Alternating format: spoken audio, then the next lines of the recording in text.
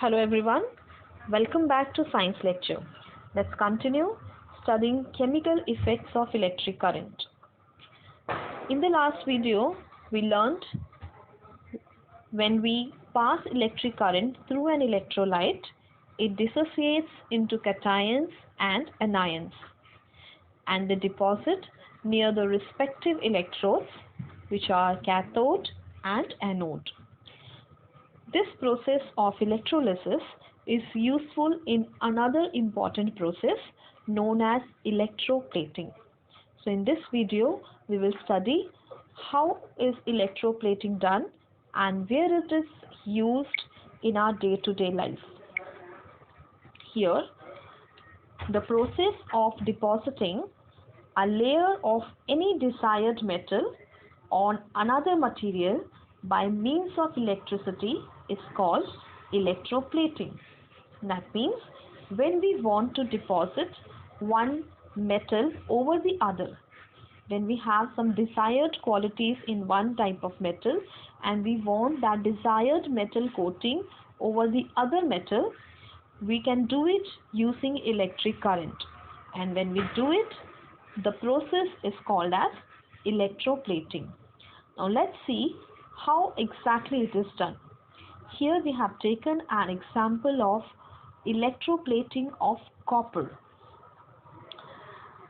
So as you can see here, for electroplating of copper on an object, for example, we have brass strip here. This brass strip is dipped in acidified copper sulfate solution and is connected to negative terminal of the battery, and a copper strip is dipped in the solution and connected to the positive terminal of the battery. When electric current is passed through the solution, all these copper ions from the solution,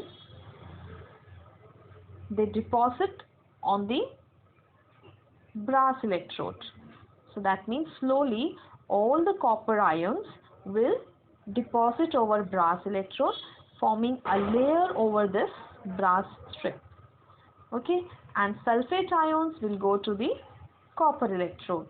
So that means when we pass electric current through copper sulfate solution, it gets dissociated into copper and sulfate, where copper, being a positive ion, it collects near the negative electrode, that is the cathode, and forms a layer over brass. And slowly when this continues, it will be completely plated with the copper. This is what is done in electroplating. We have one more example here where we will see how silver plating is done.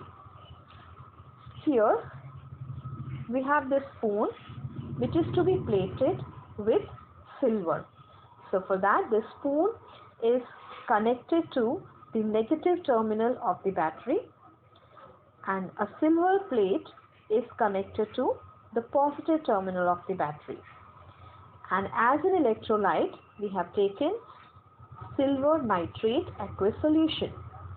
Now, once the setup is ready, we will allow electric current to pass through it. As soon as we switch on the battery, an electric current passes through the electrolyte, which is silver nitrate. Silver nitrate dissociates into silver and nitrate, two different ions.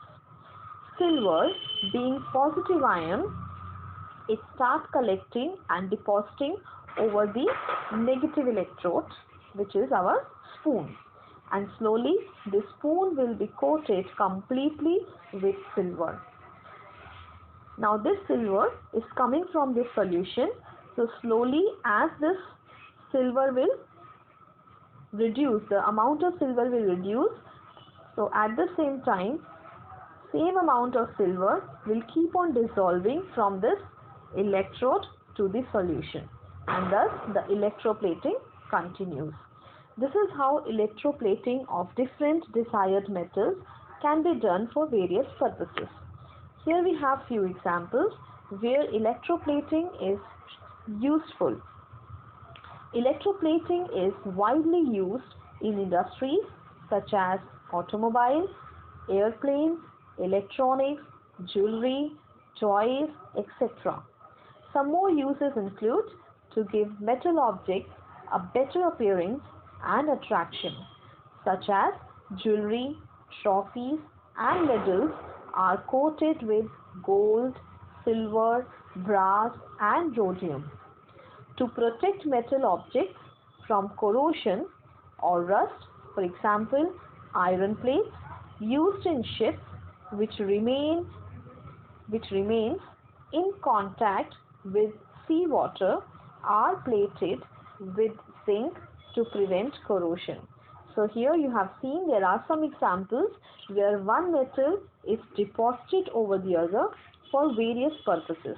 Maybe to make the object more attractive, to